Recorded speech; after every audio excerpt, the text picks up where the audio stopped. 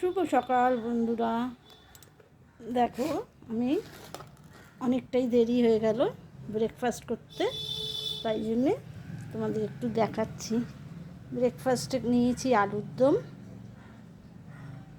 এই যে কড়াইশুঁটির কচুরি, আর নিয়েছি একটু কোল্ড ড্রিঙ্কস। এটা দিয়ে ব্রেকফাস্ট করব, করে তারপর ঘরের আর সব কাজ করব। এমনিতে অনেক দেরি হয়ে গেল গো ভিডিও দিতে, তাই জন্যে।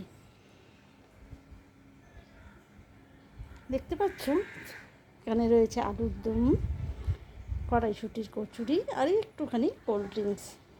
আমি না কচুরি বা লুচি এইসব খেতে পারি না খুব একটা, তাও কিন্তু এটা ছিল আর রয়েছে, সেই জন্যে ফেলে দেবো, খেয়ে নিচ্ছি।